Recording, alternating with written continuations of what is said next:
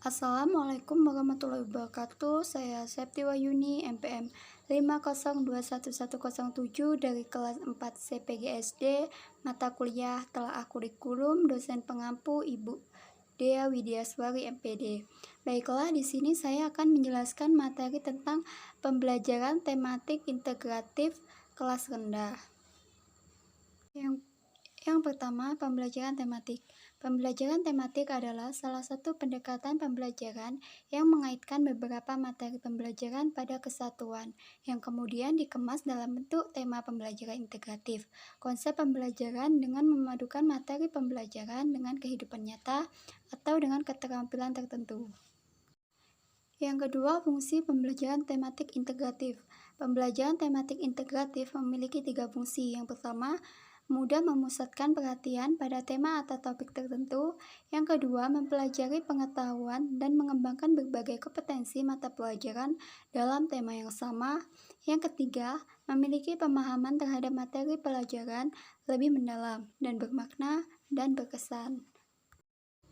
Selanjutnya, karakteristik pembelajaran tematik integratif. Yang pertama, pembelajaran itu berpusat pada siswa. Yang kedua, memberi pengalaman langsung. Yang ketiga, pemisahan mata pelajaran tidak begitu jelas. Yang keempat, menyajikan konsep dari berbagai mata pelajaran. Yang kelima, bersifat fleksibel. Dan yang keenam, hasil belajar dapat berkembang sesuai dengan minat dan kebutuhan siswa. Selanjutnya, langkah-langkah pembelajaran tematik. Yang pertama, pemetaan kompetensi dasar. Yang kedua, penentuan tema. Yang ketiga, identifikasi dan analisis standar kompetensi, kompetensi dasar dan indikator. Yang keempat, penetapan jaringan tema. Yang kelima, penyusunan silabus. Dan yang keenam, penyusunan rencana pelaksanaan pembelajaran atau RPP.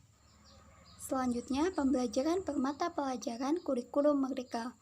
Pembelajaran tematik integratif kelas rendah berdasarkan hasil dokumen kurikulum merdeka yaitu sebagai berikut. Yang pertama, kelas 1. Pertama, diriku. Kedua, keragamanku. Ketiga, pengalamanku, lingkungan bersih dan asri. Keempat, badan, hewan, dan tanaman di sekitarku. Kelima, kegiatanku, keluargaku asri. Dan yang terakhir, peristiwaku ini. Yang kedua yaitu kelas 2. Pertama, hidup rukun. Yang kedua, bermain di lingkungan. Ketiga, tugasku sehari-hari. Keempat, pengalamanku merawat hewan dan tumbuhan. Kelima, kebersamaan. Dan yang terakhir, keselamatan di rumah dan perjalanan. Kelas 3. Pertama, pertumbuhan dan perkembangan makhluk hidup. Kedua, menyayangi tumbuhan dan hewan. Ketiga, benda di sekitarku. Keempat, cuaca. Kelima, energi dan perubahannya. Keenam, memperkembangkan teknologi. Yang terakhir, praja muda.